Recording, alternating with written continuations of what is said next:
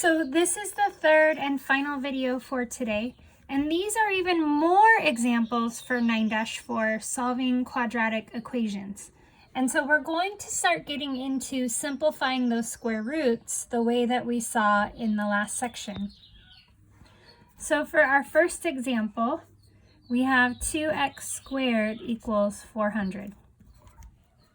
So what we need to do is we need to get our x squared alone before we can square root both sides, because I don't want to take the square root of 2. It's not a pretty number. So I'm going to divide both sides by 2 to get it away from my x squared. And what I'm left with is x squared equals 400 divided by 2, which is 200. Now my x squared is alone. Now I can square root both sides. And I'm left with x equals, remember, plus or minus, because I took the square root of a number. And when I type in the square root of 200 into my calculator, I get that mess, which tells me I'm going to have to simplify my square root rather than just solve it initially. So I take my 200, and I know that it's 100 times 2. And I know right away that 100 is 10 times 10. So hopefully that will help you simplify, and you can start to see those perfect squares. So I have 10 times 10 times 2. My pair of 10s, can escape the square root. So I have plus or minus 10, the square root of 2.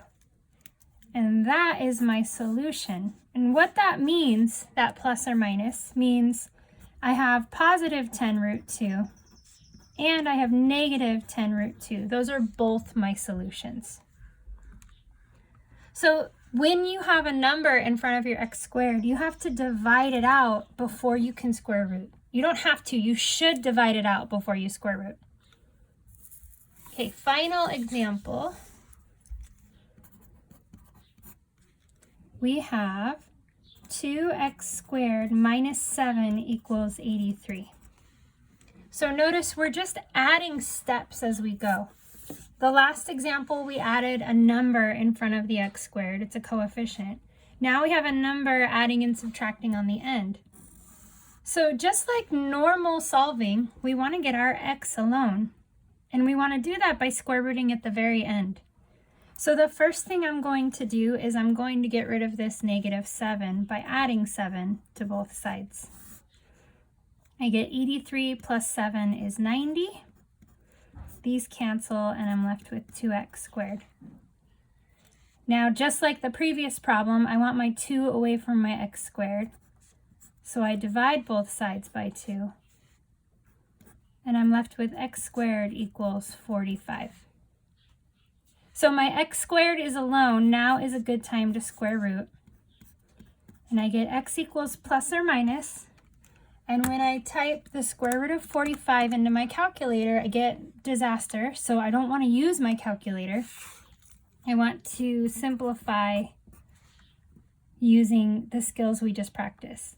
So 45 is 9 times 5. 9 is 3 times 3.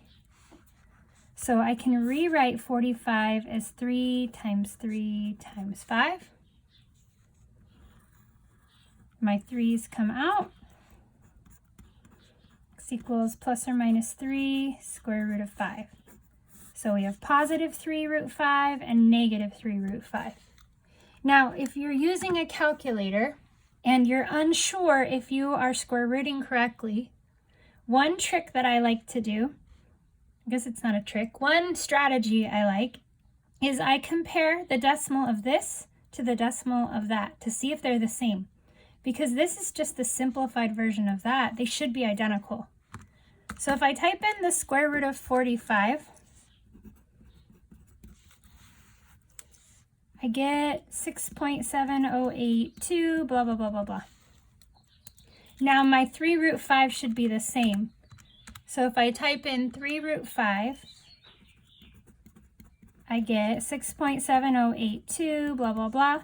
They match. So it tells me that I simplified correctly.